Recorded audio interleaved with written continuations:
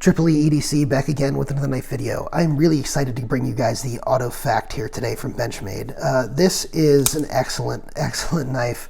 I just got it in hand not too long ago, so this is a first impressions video. I'm not going to go crazy with a full review, but I did notice some immediate differences between the 417 Fact and this 4170 automatic, which I think are really important to point out. And I'll also point out here that I never bought the Fact. I actually went in person to go buy the original Fact when it first came out, and I was underwhelmed. It didn't resonate with me. The main reason it didn't resonate with me, I mean, it was slimmer than I expected. But other than that, the main reason it didn't resonate with me was the blade was light. The blade is really, really light. And aside from concerns about, possibly breaking the blade, because it's so light and thin. I was also concerned about the fact, I'll show you on this Mini Freak right here, right? The blade is a little heavier on the Mini Freak, right? So you can open and close it very easily, really no problem with the access bar, right? I like to open Benchmade's with an access bar.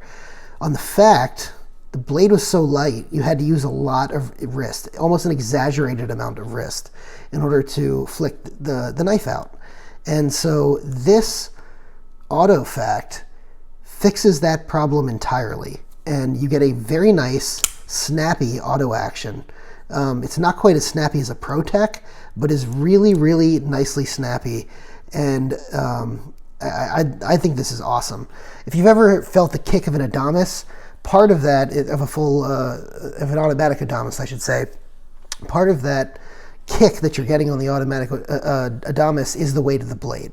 But part of it is the spring, and one of the reasons it flies out so fast is because of the spring, right?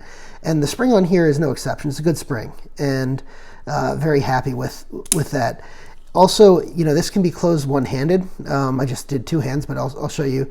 You can deploy it, go ahead and pull the thing back, and pull the access bar back, and then just close it.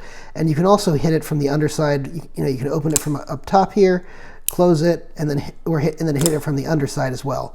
And the reason that's good is because it gives it sort of a little added fidget factor.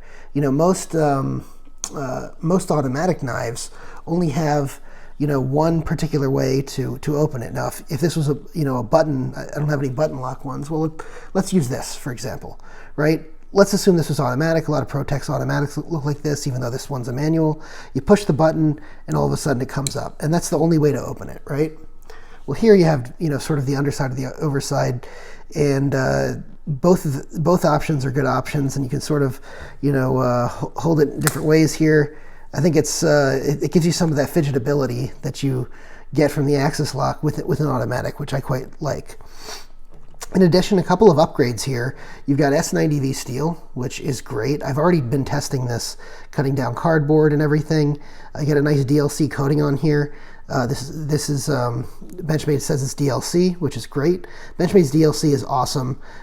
If you see discoloration here, my guess is it's like I said, I did do a bunch of cutting. DLC usually will show. DLC is harder than the steel. The Rockwell is harder than the steel usually. So what you see on here is the transfer from whatever object you cut onto the DLC. Just take some magic eraser. It usually cleans right up, right? So that's great. Also, the twill carbon fiber on here is awesome. I mean, Benchmade does a great job with the carbon fiber. They are pretty consistent in not having voids or anything, and really just producing excellent carbon fiber. So this twill carbon fiber is beautiful. And although I would have preferred that this be titanium, the scales here by the carbon fiber be titanium, they are aluminum, but they're beautiful. Benchmade does great aluminum. They do it very, very well. I definitely respect Benchmade's treatment of aluminum and the way they anodize it and the way it holds up over time. They do a great job on that. I can give you, let's see if I have any examples of the aluminum here. Yeah. So this is a black knife here, and you see it gets sort of some wear marks like this over time, but it really makes the knife look good, as sort of a broken in used knife, and it just sort of gives it some character. So I like Benchmade's aluminum. That being said, at this price range, $340, This thing is pricey, right? And it is very, very pricey, and I would have expected titanium at this price range. That being said, again, another caveat to that is that a lot of automatics, ProTech for example, and Microtech both use aluminum mostly in most of their designs, and so, you know, I guess I'll give Benchmade a little bit of a break with that. But again, the pricing is pretty expensive. It's more than a lot of ProTechs, so it is something to take into consideration. And the pocket clip here is good. I don't know if I mentioned that already, but the pocket clip is excellent. I think this is the same pocket clip they use, or a smaller version possibly of it, of what they use on the SOCP folder. There's two different types of pocket clips that come with that. The newer ones, there's the round ring one, and then the deep carry one. I think this is similar to that deep carry one. They got nice standoffs on here. They kind of remind me of the smoked standoffs from the Smoky Mountain Knife Works 940, which are these ones. Well, it's a little bit different in color, but they are beautiful. And again, just the overall aesthetic of this thing is really nice. I also really like the fact that they only used one screw to hold on to the carbon fiber, and it's the screw that runs through the standoff that had to be there anyway, right? It does not feel like it's separating in any way, but it doesn't, you're not taking up a whole bunch of scale with screws, which I really appreciate. Again, this is just a first impressions video, so I'm not going to go through the whole thing. I'm just giving you guys a good look at the knife here. This is, it is a pricey knife, and I originally bought this thinking I was going to resell it after reviewing it.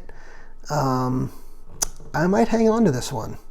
This has been pretty good, and I have to say, like I said, I've been cutting some cardboard and other things with it, and the blade is not as, you know, this is a tough blade. I mean, it looks thin. It looks like it, you know, it might snap if you put too much torque on it. But this is a you know, a stout enough blade. This is a Griptilian, by the way, in case you guys were curious on the stock on this thing. But yeah, this is going to be a good one. I think I'm going to hold on to it.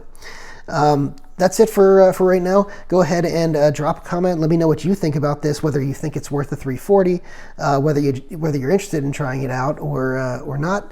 And go ahead and hit the like button, hit the notification bell and the subscribe button so that you get all my content. Appreciate you guys watching. Stay tuned. I just realized I finished a first impressions video without giving you guys size comparisons. Now, since this is not a commonly available knife, let's go ahead and do some size comparisons so you at least get an idea of what it looks like. So here is the Benchmade Griptilian. Here is the Spyderco Shaman. Here is the Benchmade Super Freak. Here is the Spyderco Para 3 and the Paramilitary 2, and I think that gives you a pretty good idea of the size. So that's it. Thank you guys for watching again.